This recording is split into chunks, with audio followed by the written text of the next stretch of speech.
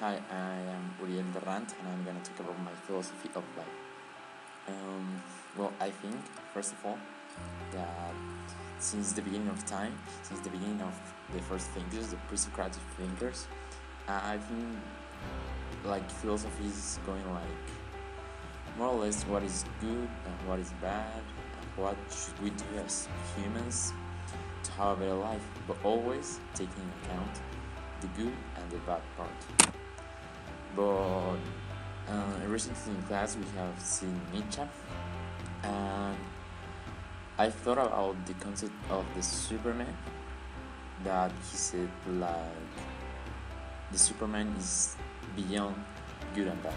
I wanna be beyond good and bad. I want my philosophy of life to go beyond good and evil, because I have always thought that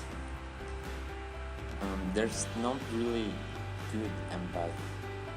Like, they are not real, because I think they are just like perceptions of what humans think, of what humans consider that is good, consider that is bad, because something can be good for some people but very bad for other ones. So we cannot define as like very precisely what is good and what is bad. So mainly I think that there's not such thing in the universe. Like, things, they just are. I think everything that happens to me or that happens to other people are just things. They are not good, they are not bad, they are just they just are. So I think that humans have always thought they are the best thing in the universe, and they have a kind of like a divine purpose, a cosmic way, or they are gonna be the masters of the universe or something like that. They have like this really, really big and important purpose in the universe, but I don't think that's the truth. I think we are just here because we can, and we are just making our lives unconsciousness of what reality is like, if there is a purpose. I think humans have a special purpose. They are not the pillar of the universe, they are not unique, they are not so special. I mean, they are just simple life organisms, simple carbon and elements mixed together that thinks. I think that's human. The universe doesn't have like this cosmic truth that we are seeking to get. I think it's more than that. And I have shared this idea with people close to me, and they say like it's really pessimistic and I should just go and kill myself. But I think I don't consider that to be as pessimistic, because when you see how small we are compared to everything that we know it exists with all the like observable universe, you realize that we are so small and insignificant, and that our lives doesn't really matter. That's when you have like this moment of illumination, for say it in some way, when you are like free of a purpose, like you're free of importance, you don't matter anymore to anyone. That happened to me through my life, I didn't took it as a bad thing, because I was free, and I realized that my life was an opportunity to make my own purpose. I think that's what most people doesn't realize, that that's the purpose of your life. You can make it, you can define who you are, because we would never, as humans, with our limited minds, to comprehend everything. There's no universal law that can be written in paper, and there's no just one reality. There's no a whole thing, or maybe even a God, that can tell us the final and complete answer of everything.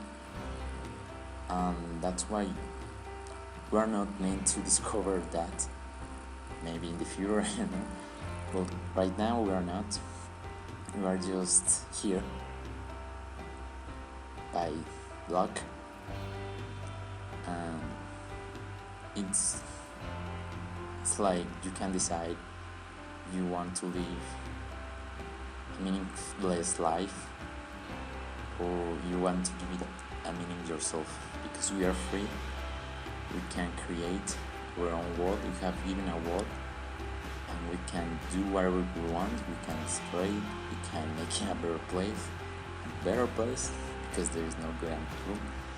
I think we are completely free, and the only thing that can limit us, prison us, are ourselves as humans. Humans can limit humans, and we have gotten a point of history where we are lost.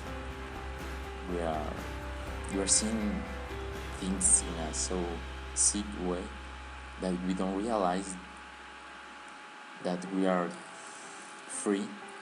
We are born free.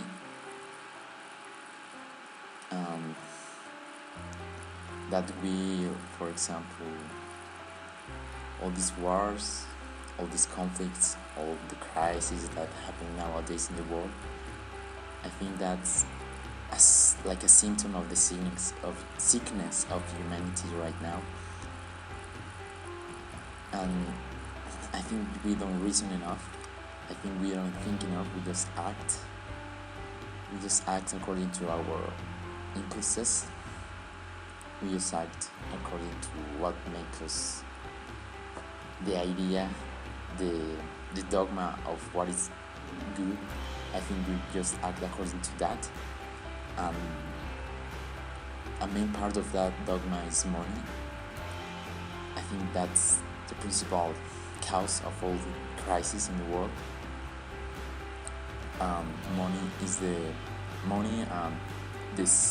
The search of power of some people is what pushing humans right now. Having said all that, it's very, very difficult to me to define how my good and perfect life would be, because I think the circumstances, the things, the relations you have doesn't make the good life. You make the good life by deciding, kind of, that you are happy, because only human minds can make love, only human minds can make sadness and happiness. Human minds are the only thing that produce feelings. So you control your mind, you learn to control your mind. I think that's possible.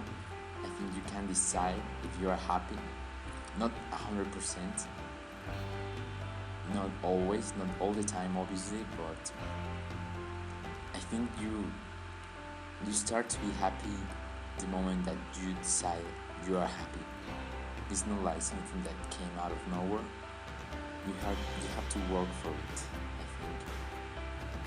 But you also have to realize that I have said before that happiness does not exist really. It's just in your mind. It's something that you create. It doesn't mean that it's less beautiful. It doesn't mean that doesn't have a meaning. I think, in summary of all that I've been saying, that humans are free from everything, free from a purpose, free for rules, but we prison ourselves. I think that's my main point. We prison ourselves by dogmas, by our own ideas, by our own feelings.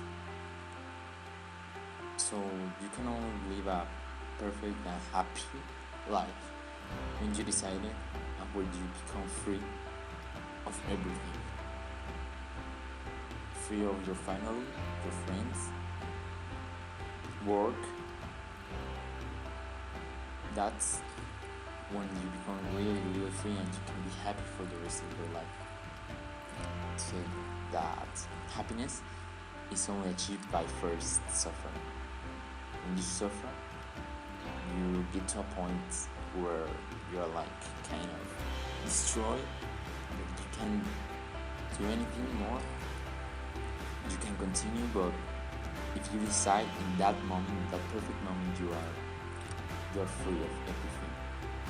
And if you just reflect a little bit, you would see that even if you are insignificant to everything else, you can give yourself purpose. And that's beautiful. Creating a purpose out of nowhere for nothing. I mean, there's no objective of human life or life at all. So you're creating something beautiful. You're deciding to live. I think we have to take the world living in a whole different scheme. We have to take it to the next level. I hope I can do that myself. I help other ones to achieve being a Superman, the Mitchell Superman. That's all. Thank you very much for listening.